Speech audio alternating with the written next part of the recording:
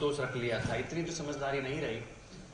पर 15-16 साल के जब हुए तो एक समझदारी जरूर आई जिंदगी में कि दोस्त और अपना जो सर्कल होता है, अपने जो दोस्त होते हैं, अपना जो सर्कल होता है, जिनके साथ उठते हैं, बैठते हैं, खड़े होते हैं, बातें करते हैं, खाना खाते हैं, चाय पीते हैं, वो आपसे उम्रदराज होने चाहिए, वो आपसे ज्यादा अनुभवी होने चाहिए, वो आपसे ज्यादा पैसे वाले होने चाहिए, वो आपसे ज्यादा फेल्ड होने चाहिए, उन्होंने जिंदगी में कुछ किया हो। उनके साथ अगर आप बैठते हो, उठते हो, उनकी जो चीजों को आप ऑब्जर्व करते हो, क्योंकि जिंदगी एक स्पॉन्ज है। आप स्पॉन्ज जो होता है वो तेल को सोखता है, कुछ पानी को सोखता है। तो अपनी जो जिंदगी है ना, जो शरीर है, जिसका मन है, जिसका दिमाग है, वो भी चीजें स्पॉन्ज की तरह सोखता है। तो जैसा जिनके साथ आप बैठते हो वैसे आप बनते हो। तो ये चीज समझ आ गई थी कि 3-4 साल बड़ों के साथ बैठूंगा ताकि मैं वहां ज्ञानी ना बनूं, मैं उनसे सवाल पूछूं और वो मेरे सवालों के जवाब दें। सो ऐसा कहा जाता है, you become what you understand. आप वही बनते हैं जो आप समझते हैं। तो समझदारी जितनी जल्दी आ जाए उतना ज्यादा जरूरी है। और समझदारी इस चीज की नहीं कि क्या करना है। दुनिया में और जिंदगी में सबसे इंपॉर्टेंट समझदारी वह होती है कि क्या नहीं करना है। जो आता है मामी, मासी, बुआ, काका, काकी, ये बोल के आता है कि ये कर, ये कर, ये कर। कोई ये नहीं बोलता कि ये मत कर, ऐसे मत कर। किसी ने नहीं बताया। पर ये समझदारी थी। सवाल पूछने की ललक बचपन से थी कि भैया ये कैसे होता है, भैया फ्लाइट टिकट कैसे बुक होती है, भैया 5 स्टार में चेक इन कैसे करते हैं, भैया लोगों से हाथ कैसे मिलाते हैं। ये सारे सवालों के जवाब में पूछता था और जिस शिद्दत से पूछता था उससे 4 गुना बड़ी शिद्दत से, मजबूती के साथ सामने वाला बताता था। क्योंकि जिसके पास ज्ञान का भंडार है उसमें तो बाहर प्रज्वलित होगा ही ना। आज इतना पढ़ा है मैंने, इतना किया, तो मैं तो बोलूंगा ना चिल्ला चिल्ला के, क्योंकि आपने बुलाया। तो सवाल पूछना सीखा। तो लोग बोलते हैं तुम तो एमबीए ड्रॉप आउट हो। तो मैंने कहा मैं एमबीए ड्रॉप आउट कॉलेज से हूं, मैंने एमबीए किया है आस्क यूनिवर्सिटी से। तो एक मूल मंत्र दे रहा हूं, इनविटस यूनिवर्सिटी तो है, एक जिंदगी भर आपके साथ एक यूनिवर्सिटी चलेगी, उसका नाम है आस्क, पूछो, ASK। और ये फ्री की यूनिवर्सिटी है। ये फ्री की यूनिवर्सिटी है, ना इसकी कोई एंट्रेंस एग्जाम होती है, ना कोई पैसा लगता है, ना कोई टीचर मार्किंग करता है, ना प्रिंसिपल चिल्लाता है, ना ऐसे टॉपर को अंदर बिठा लेते हैं बाकी लोगों को बाहर कर दे। ऐसा कुछ नहीं होता इस यूनिवर्सिटी में। कोई पक्षपात नहीं है इस यूनिवर्सिटी में। तो बहुत चीजें सीखे, आगे बढ़ते गए। पिताजी के जो दोस्त आते थे उनके साथ बैठता था। तो मेरे दोस्त वाले क्या बात करेंगे, आप आपस में क्या बात करते हो, उस लड़की का नंबर चाहिए, वो लड़के का इंस्टाग्राम आईडी क्या है, वो मूवी कौन सी आ गई है, वो OTT क्या है, वो यूट्यूब चैनल क्या है, रोस्टिंग क्या है, ट्रोलिंग क्या है, ये सब चीजें सीखते हो। और जब आप बड़ों के साथ बैठते हो तो आप जिंदगी सीखते हो। तो ऐसे सीखते गया। सरकारी स्कूल से 9वीं से 12वीं की शिक्षा ग्रहण करी।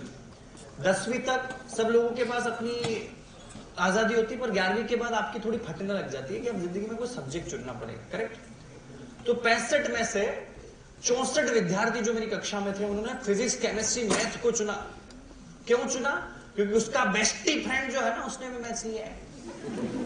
उसका जो रिलेशनशिप जिसके साथ है उस लड़की ने भी मैथ्स लिया है, या बॉयफ्रेंड है तो उसने भी मैथ्स लिया है।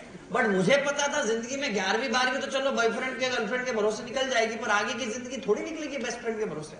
तो I was the only one in the class of 65 who took commerce as a subject. उस टाइम से पता था।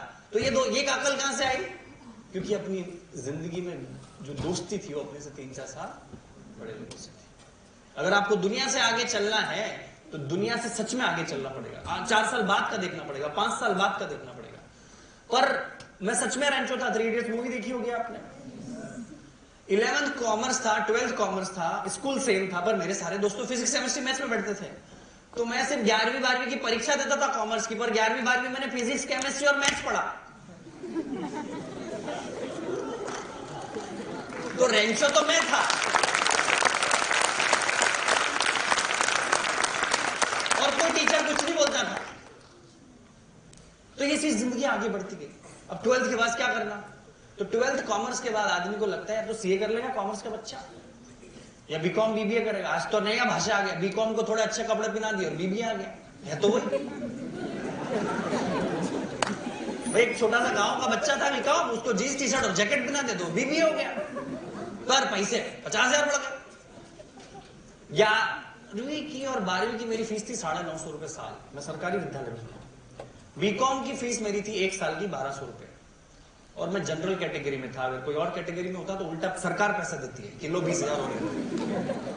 मुझे किसी चीज का दुख नहीं है, पर यह जरूरत थी कि शिक्षा के लिए बहुत ज्यादा पैसा और बहुत ज्यादा इंफ्रास्ट्रक्चर जरूरी नहीं है। अगर आप पढ़ना चाहें तो जो 6 इंच का डब्बा आपके हाथों में है, 200 रुपए महीने के रिचार्ज में पूरी दुनिया आपके मुट्ठी में है। और उस टाइम का जो रिचार्ज मेरा था, वोडाफोन की सिम थी, 1 GB आता था दादा 48 रुपए का। आज तो 200 रुपए हो गए, चलो ठीक है। तो जिंदगी में ये चीज पता थी कि कहां कब किससे सीखना है। आगे बढ़ते गए, बीकॉम फर्स्ट ईयर किया, पर बीकॉम फर्स्ट ईयर में समझ आई कि बीकॉम से काम चलेगा नहीं, एमबीए करना पड़ेगा। क्योंकि जिंदगी में एमबीए ऐसी आपकी डिग्री होती है जो 100 में से 90 लोगों का करियर डिसाइड करती है। आपको ऐसा लगता है बीकॉम से कुछ नहीं होगा, इंजीनियरिंग से कुछ नहीं होगा, तो लोग एमबीए के पीछे भागते हैं।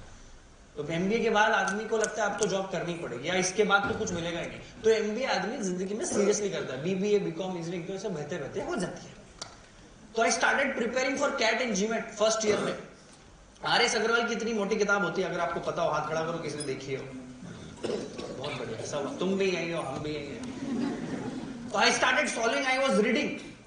2.5 साल प्रिपरेशन करी, कैट का फर्स्ट अटेम्प्ट दिया, 78 परसेंटाइल। 78 परसेंटाइल तो कुछ होता ही नहीं कैट में। कैट की सबसे अच्छी खूबसूरती क्या है पता है आपको? या तो 95 परसेंटाइल लाओ या 0 परसेंटाइल लाओ, बरोबर ही है। क्योंकि कोई नंबर ही नहीं लगता। बड़े कॉलेज में जहां जाना है आईएम्स में, उनको तो 95 प्लस चाहिए ना परसेंटाइल। तो मैंने कहा यार 1 साल की प्रिपरेशन में अगर मैं 70, 75, 78 पहुंच गया तो 1 साल का गैप लेके और अच्छे से प्रिपरेशन करते हैं। Started preparing again, forgot everything. दिन भर एलआरडीआई के क्वेश्चंस, कॉम्प्रिहेंशंस और ये सब सॉल्व करता था। अगले साल का मेरा परसेंटाइल आया 86। अब आपको पता है 86 से 90 में जाने में मेरे को 3-4 साल और लग जाता, और 90 से 95 जाने में शायद 2 जिंदगी लग जाती, क्योंकि हर एक परसेंटाइल 1 साल लेता है आपका। इसलिए बहुत सारे बच्चे बोलते हैं कि मैं तो कुछ पढ़ा नहीं, पर 65% आ गए। बेटा 65 के बाद क्या आते हैं ना, तो बहुत ही पढ़ना पड़ता, क्योंकि 65 तो ऐसे आ जाते हैं, या 70 तो ऐसे आ जाते हैं। तो I was not at all getting into the colleges because मेरे परसेंटाइल अच्छे नहीं आ रहे, but I scored very well in AT, NMAT, CMAT, Z and all, but मुझे उन कॉलेजों में नहीं जाना था क्योंकि उनकी फीस बहुत ज्यादा थी, और 2 साल का एमबीए और 15-20 लाख की फीस देकर जो रिटर्न ऑन इन्वेस्टमेंट मुझे मिल रहा था उस टाइम से बड़ा क्लियर था। क्योंकि उस टाइम पर सोशल मीडिया का उपयोग बहुत किया, लिंक्डइन और ट्विटर पे, इंस्टाग्राम पे, फेसबुक पे IIM रांची, IIM अहमदाबाद और इनके लोगों को रिक्वेस्ट पहुंचा कि उनको सवाल पूछता कि कितना कमा लेते हो। बोले इतना पैकेज है मेरा, इतना बचता है, इस शहर में रहता हूँ, EMI में चले जाता, इतना रेंट में चले जाता, इतना इलेक्ट्रिसिटी में चले जाता, फ्लाइट में चले जाता, मेरे पास बचता तो कुछ भी नहीं। तो मन के अगर मैं 2 साल दूं, 20 लाख दूं और मेरे को कुछ ना मिले तो क्या मतलब? I respect all those people do study in IIT and AIIMS, but मेरा उस टाइम का ऑब्जेक्टिव ये नहीं था कि मैं क्या करूंगा, मुझे ये था कि मेरे को रिटर्न कितना मिल रहा है। तो मैंने छोड़ दिया, मैं घूमने लग गया भारत। इंदौर से हूं मैं, इंदौर और धार के बीच की डिस्टेंस 50 किलोमीटर का है। हाईवे पे चले गया, बॉम्बे आगरा हाईवे पे ट्रक निकलते थे सर, उनको हाथ देने लग गया, क्योंकि जिंदगी में कुछ समझ नहीं आ रहा है। हमको जब जिंदगी में समझ नहीं आता ना तो अपन घर में घुस जाते हैं अपने बिस्तर में, और अगर सच में जिंदगी बदलनी, जब समझ नहीं आ रहा है कि जिंदगी में क्या चल रहा है, तो घर से बाहर निकलना पड़ता है, क्योंकि दुनिया घर में आपके बिस्तर में नहीं आएगी, आपको दुनिया के पास जाना पड़ता है।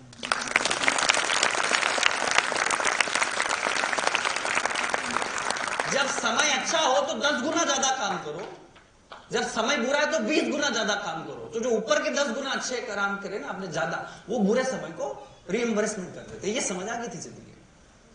और जब आप डिप्रेस होते हो, जैसे मैं डिप्रेस था कैट और जीमेट से, एमबीए कॉलेज से, क्योंकि अब क्या करूं, मुझे समझ नहीं आ रहा था। जिंदगी में कुछ तो करना पड़ेगा ना, पैसा कमाना पड़ेगा, कुछ तो करना पड़ेगा, नहीं तो माँ बाप भी लात मार के घर से बाहर निकाल देंगे। तो मैंने कहा दुनिया के पास जाना पड़ेगा और फिर से वो सवाल पूछना पड़ेगा। मैंने हाथ दिया, एक हरियाणा के ट्रक ड्राइवर थे, उन्होंने मेरे को पकड़ लिया, नासिक तक भेज दिया ट्रक में। मैं ट्रक में चले गया, उनके साथ ढाबे पे खाया, नासिक में छोड़ा, वहां से एक दूसरा ट्रक वाला मिला, पुणे गया, पुणे फिर हाथ दिया, एक दूसरा ट्रक वाला मिला, मैं बैंगलोर पहुंच गया। ऐसे करके 3-3.5 दिन में मैं बिना पैसे के बैंगलोर पहुंच गया। अब वहां क्या करूं, पहुंच तो गया, रहने की जगह नहीं, खाने की जगह नहीं, पैसे भी 200-500 रुपए थे जेब में। तो फेसबुक में उस टाइम पे एक ऑप्शन आता था, अगर आपको याद है, this friend is nearby you, 5 kilometre 5 metre, ऐसे आता था।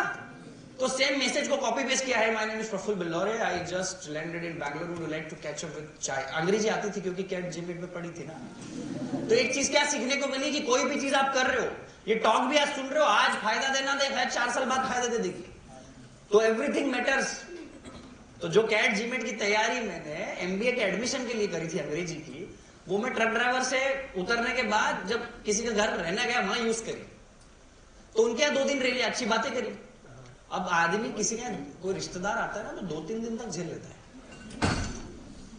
फिर चौथे दिन कब जाएगा रिश्तेदार को। एक मूवी भी आई थी, तुम कब अतिथि तुम कब जाओगे, the same thing was happening. But उन्हीं 3-4 दिन के अंदर मैंने उस बंदे के 5 दूसरे दोस्तों से दोस्ती कर ली थी।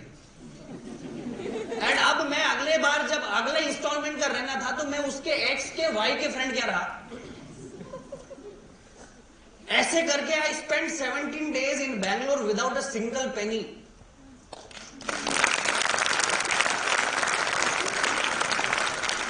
आपको एमबीए ये नहीं सिखा सकता, मेरे को तो नहीं सिखा सकता था एमबीए। सिखा सकता है कि आपको मैं बोलूं कि चलो आज से आपके पिताजी ने पैसे देने बंद कर दिए, एक जोड़ी ड्रेस से चले आओ घर के बाहर। This is what learning is. And यही जिंदगी में आगे फलसफे काम आए कि कॉन्फिडेंस कहां से आता है। कॉन्फिडेंस पैसे से नहीं आता है, कॉन्फिडेंस आता है व्यवहार से, आपकी मिठास से, आपको आता कितना है। आप जब लोगों से बात करते हो ना, फुल ऑन कॉन्फिडेंस से बात करो। ये सीखा मैं उस रोड साइड से। 17 दिन रहा, खाना पीना किया, आखिरी में मेरे को लग गया कि आपको XY Z का Z1 नहीं दिख रहा है, तो घर आ गए। Then I start again travelling. मैं अहमदाबाद में लैंड कर गया। अहमदाबाद में एक बार फिर से फेसबुक फ्रेंड बना, मल्हार करके, मल्हार त्रिवेदी नाम था उसका। उससे उसकी पल्सार गाड़ी ले ली। तो यहां से एक चीज क्या सीखने को मिली कि लोग अगर आपको भाव नहीं दे रहे, लोग आपके पास नहीं आ रहे, तो आप लोगों के पास चले जाओ, मैसेज तो करो, ईमेल तो डालो, हाथ तो बढ़ाओ। 10 में से 2 लोग तो हाँ करेंगे, एक तो करेगा। तो बी द अप्रोचेबल, ईगो नहीं रखना। 3,500-4,000 रुपए का पेट्रोल जला के 1.5 महीने अहमदाबाद की गलियों में घूमा, एक एक गली घूमा, अच्छा लगा। अब क्या करूं, कुछ तो करना है, घूम लिया। तो जेफ बेजोस 1996 में किताबें बेचते थे ऑनलाइन। 1996 में मेरा जन्म हुआ था। तो मैंने कहा ये बंदा कितना आगे यार, मैं तो 96 में पैदा हुआ हूं, ये बंदा 96 में किताबें ऑनलाइन बेच रहा, मतलब कितने विजनरी है ये American, we should learn from them. तो मैंने उनकी बायोग्राफी पढ़ना चालू करी। तो पहली चीज लिखी थी कि he has worked at McDonald's। तो मन क्यों अपन भी काम करते हैं भाई। मैं हमेशा बोलता हूं कि अगर ज्यादा जिंदगी में समझ नहीं आ रहा है कि क्या करे, तो जिस भी व्यक्ति को आप सक्सेसफुल समझते हो, वो जो करता है उसको कॉपी पेस्ट भी करने लग जाओगे ना, तो कहीं ना कहीं तो पहुंच ही जाओगे। तो I started working at McDonald's as a waiter. कुछ सोचा नहीं कि अब क्या होगा, कैसे होगा। आप लोगों के पास शंका बहुत होती है, आज का नहीं पता, आप 6 साल बाद की सोचते हो। मनुष्य वही है, मानव वही है जिसने इतिहास रचा है, जो आज की बात करता है। मैं यहाँ हूँ, टेडेक्स दे रहा हूँ, मैं 1000% अपना दूंगा। इसके पहले लंच खा रहा था तो मैंने मस्त सेवैयां खाई, बिकॉज मेरा फोकस सेवैया था। जो चीज करो, पानी भी पी रहे हो ना, 100% पानी पियो। ऐसा नहीं पानी पीते पीते चाय का सोच रहे हो, चाय पीते पीते किसी लड़की का सोच रहे हो। तो be focused in life. McDonald's में काम करी, 4.5 महीने जॉब करी, वेटर की तरह से नौकरी चालू करी। I was a curious student, at a growth mindset. मैं मैनेजर से पूछता कि आज मैंने वेटर कर दिया, 7 दिन कर दिया, मुझे कुछ और बताओ। बोले बर्गर तलने लगा। मैंने 20 दिन तल लिया, मेरे को कुछ और आगे बताओ। बोले बर्गर बना। 1-1.5-2 महीने बर्गर बना ली। मैंने सर और कुछ करो, मेरे को ही आता है। तो काउंटर पे भेज दिया। तो काउंटर पे मैंने सेलिंग सीखी। जब आप 37 रुपीज प्लस GST का मैकडॉनल्ड्स में बर्गर लेने जाते हो, और वो कैसे आपको 450 का हैप्पी मील पकड़ा देते, वो मैंने सीखा। Shake sir, extra ice sir, float sir, with चीज सर, विदाउट चीज सर, ये सब सीखा। वो सामने वालों को समय नहीं देते बोलने का और सोचने का समय नहीं। बोले हाँ कर दो, सब कर दो, आप तो बिल बताओ।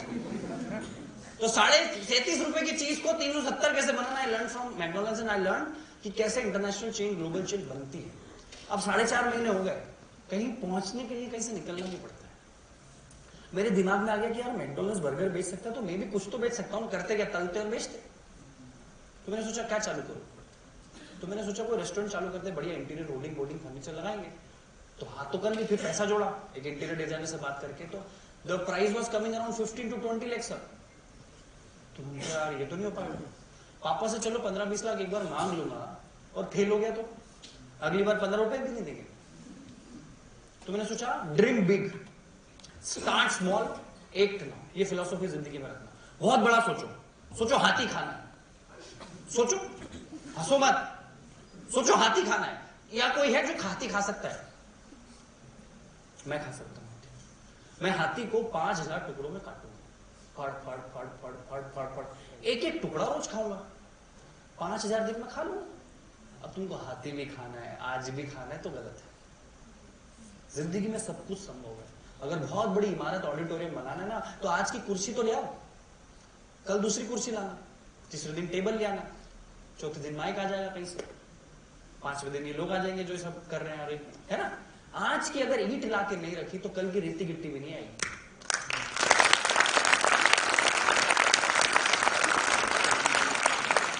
जिस दिन आपने पहचान पत्र से उठकर अपनी पहचान बनाने के लिए काम किया, ये देश सबसे ऊपर होगा। और 5 ट्रिलियन इकोनॉमी छोड़ो, 20 ट्रिलियन इकोनॉमी भी हो जाए तो कोई बहुत बड़ी बात नहीं होगी इस देश की। और डंके की चौक पे हमेशा बोलता हूं कि आपको किसी के ब्रांड एम्बेसडर बनने की जरूरत नहीं है आपके धंधे को, आपको किसी पड़ोसी के सपोर्ट की जरूरत नहीं है, आपको किसी रिश्तेदार की जरूरत नहीं है। आप अपने आप में बहुत बड़े सक्षम व्यक्ति हैं। MBA चाय वाला, आप भी अपना रमेश डोसा वाला चालू कर सकते हैं, राकेश पानीपुरी वाला चालू कर सकते हैं, कृतिका हेयर सलून वाली, आप आपका नाम लगा दीजिए, कृतिका, रमेश, रवि, XYZ, आपका धंधा बीच में नाम लग दीजिए और आखिरी में वाला या वाली यूज कर दीजिए और अपना चेहरा लगा दीजिए, आपका ब्रांड बन गया। आज MBA चाय वाला के लोगों के अंदर मेरा चेहरा है। आपको कोई शाहरुख खान, अमिताभ बच्चन की जरूरत नहीं है, आप अपने आप में एक अमिताभ बच्चन है। We need to understand this कि इस देश में हम लोगों को हमारी वैल्यू, हमारी औकात, हमारी वक्त पता होनी चाहिए। आप पानी बनिए जो अपना खुद का रास्ता बनाए। पानी के ऊपर वो पत्ता मत बनिए कि जहां पानी जाएगा वहां पत्ता चले जाए। आपका दोस्त आता है, चल रहे पार्टी में चलते हैं, तो आप वहां चले गए, चल रहे उससे मिलके आते तो वहां चले गए, चल रहे वो रैली में जाते तो वहां चले गए, चल रहे वो गाड़ी भूम भूम करने जाते तो वहां चले गए।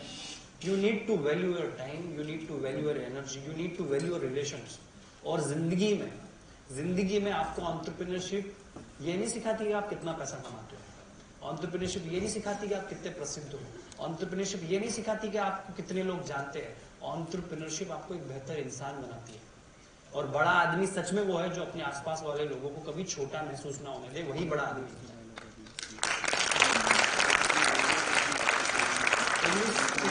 1947 के बाद की दूसरी आजादी की लड़ाई भारत लड़ रहा है। 1947 में हमने आजादी ली अंग्रेजों से, हम गुलाम थे। पर आज 2022-2025 में हमें हमारे सपनों की आजादी चाहिए। आपके घर भी पहला आपका आईफोन खरीदो। आपके घर में अगर बाइक है आपके माँ बाप के पास, तो आपका कर्तव्य बनता है कि आप कार खरीदो। अगर आपके घर में AC नहीं तो आपका दायित्व बनता है कि आप अपना पहला AC खरीदो। अगर आपके घर में से किसी ने फ्लाइट नहीं ली तो आपको पहली फ्लाइट पकड़नी चाहिए, आपको पहला विदेश ट्रिप करना चाहिए। ये आपको कोई नहीं बोलेगा, क्योंकि जितने बड़े लोग हैं वो चाहते हैं कि नीचे वाली जनता बेवकूफ रहे, तब तक वो समझदार पैसा कमाता रहेगा। हमें सबको समझदार बनना पड़ेगा। 140 करोड़ लोगों को एक साथ कदम के साथ कदम मिला के आगे बढ़ना पड़ेगा। और दुनिया आपको नहीं बताएगी, दुनिया से आपको कुरेदना पड़ेगा, पूछना पड़ेगा, रिसर्च करना पड़ेगा। और मैं बताता हूं, जिस अमाउंट जिन लोगों को आप अपना आदर्श मानते हो वो समय के साथ खत्म हो जाएगा, क्योंकि आप ऐसी संकीर्ण सोच में हो, क्योंकि आपको किसी ने बड़ा बनने के लिए बताया नहीं। सिर्फ MBA चाय वाला डंके की चोट पे सबको बोलता है कि सब सफल बने, सब करोड़पति बने, सब ITR भरे, सब GST करे और इस देश की 5 ट्रिलियन इकोनॉमी फटाफट से 2025 में बना दे और 2040 तक हम सर्वोपरि बन जाए पूरी दुनिया में, जहां पे हमारी इकोनॉमी अमेरिका और चाइना से भी ऊपर हो।